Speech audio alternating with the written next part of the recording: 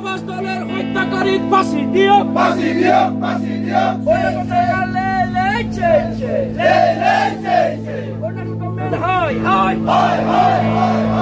আমাৰ মিচিং সম্প্ৰদায়ৰ লোকসকলে আমি আদি মিচিং নামেৰে আমি সংগঠন কৰি এনাজৰীৰ ৰছীডালেৰে আমি কাম কৰি আছো। নিচি হওক গালো হওক আমি ৱেলফেয়াৰ ছ'চাইটি গঠন কৰি আমি সামাজিক কামসমূহ কৰি আহিছো। কিন্তু একাংশ কালপ্ৰিতসকলে কিন্তু আমাৰ মানৱীয়তা কিয় বুজি পোৱা নাই? আৰু একাংশ কালপ্ৰিতসকলৰ মানৱীয়তা নাই নেকি?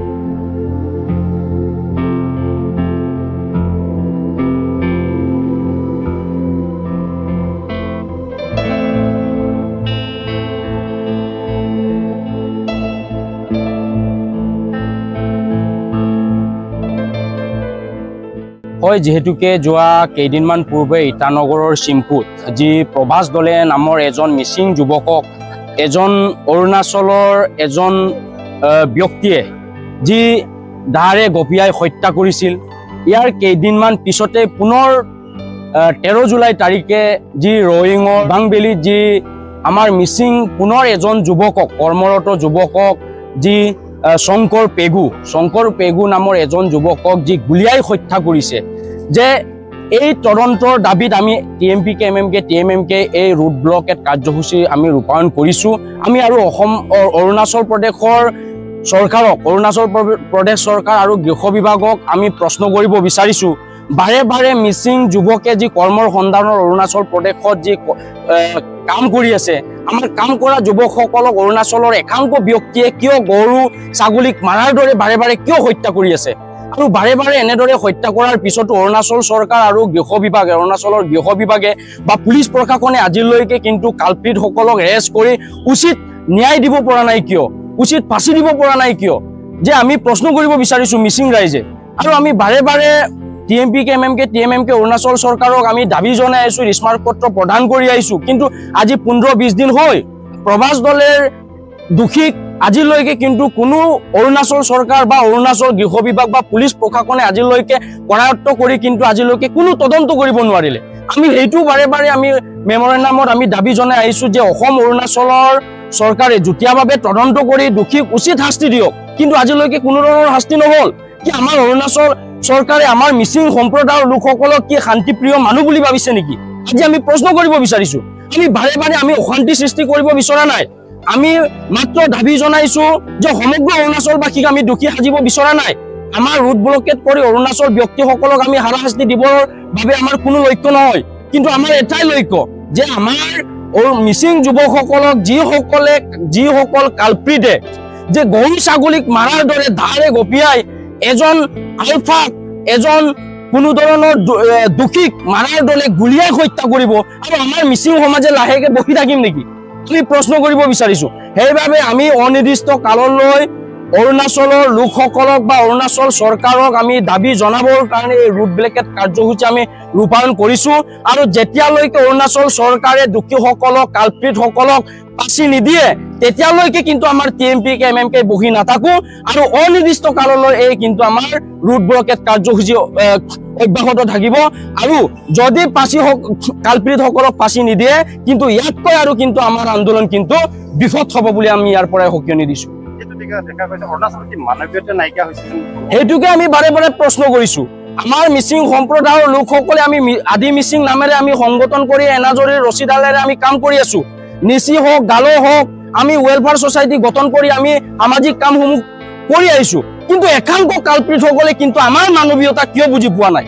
আৰু একাংশ কালপ্ৰিতসকলৰ মানৱীয়তা নাই নেকি?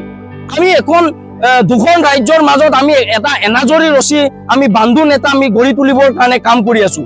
কিন্তু এনেধৰণৰ কালপ্ৰিতসকলক অৰুণাচল চৰকাৰে কিয় বাৰে বাৰে কিন্তু এৰেষ্ট কৰিবলৈ বা উচিত শাস্তি দিবলৈ কুণ্ঠাবোধ কৰা নাই? আমি সেইটোৱে আমি ভাবিছোঁ। কাৰণ আজিলৈকে প্ৰভাস দলে ইটানগৰত যি মানৱীয়তাই নোহোৱা নিচিনা যে গৰু ছাগলী একদম গাহৰি কাটা নিচিনা দাৰে গপিয়াই হত্যা কৰিলে, কিন্তু সেই কালপ্ৰিতজনক কিন্তু আজিলৈকে ফাঁচি দিবলৈ কিয় কিবা কৰিব পৰা নাই অৰুণাচল চৰকাৰে? কিন্তু আমি বাৰে বাৰে কৈছোঁ অসম আৰু অৰুণাচল চৰকাৰে যুটীয়াভাৱে তদন্ত কৰক।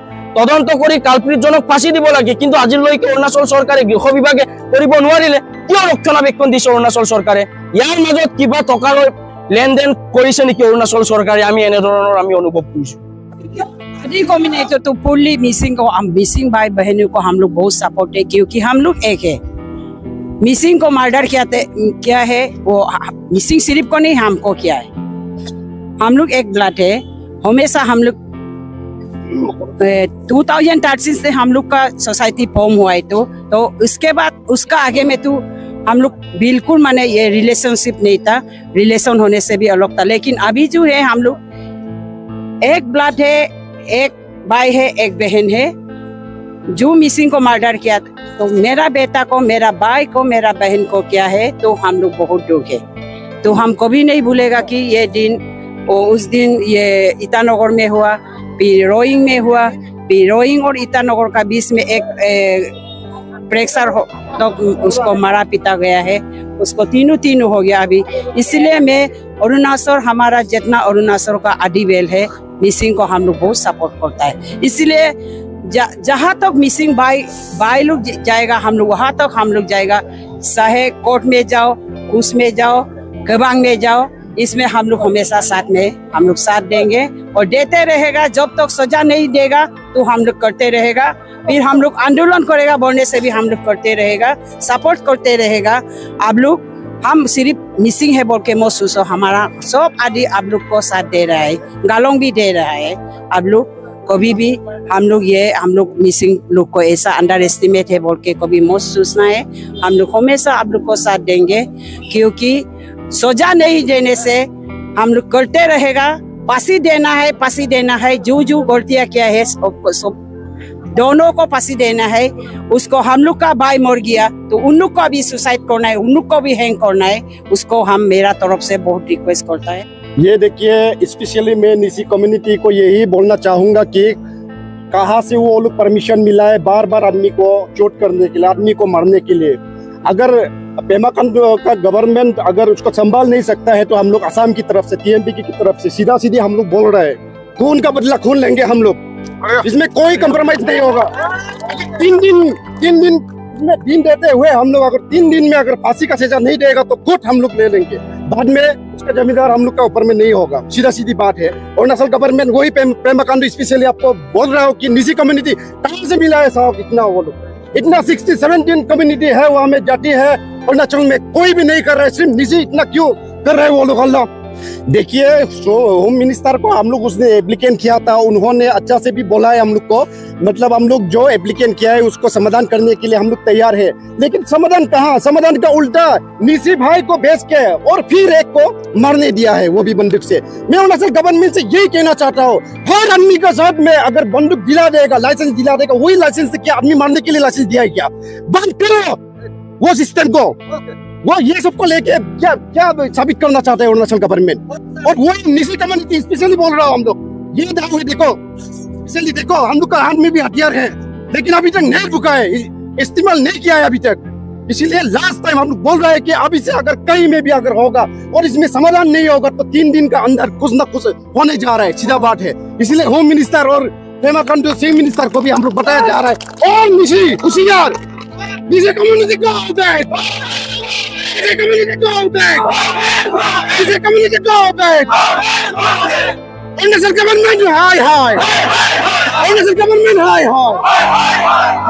कुछ भी इंसानियत नहीं है। कल का घटना भी ऐसा हुआ है, बोलता है दोस्ती है, बोला है दोस्ती है। एक रिजॉर्ट में कुछ बातें करने के लिए वो लोग गया है, उसका बाद डायरेक्ट बोला है कि हम तुमको शूट करेगा। क्या ये शूट करेगा? बोलते ही शूट करता है आदमी को, कुछ ऐसा चलता है। अगर कुछ बंद चला के अगर शांति प्रिय ला सकता है तो चलो हम लोग भी भुग लेते हैं, हम लोग का भी पैसा है, हम लोग का भी ये दिल दिमाग है, तो चलो रास्ते में जाते हुए आदमी को भी हम लोग मार देते हैं। अगर समाधान हुई में होता है तो नहीं होता है, इसलिए नीचे ज्यादा ही हो रहा है। और इसमें बोलेगा कि कमेंट में बोलेगा कि तुम लोग ये है वो है, बहुत चुन चुका है हम लोग, लेकिन इस बार से हम लोग मानने वाला नहीं है।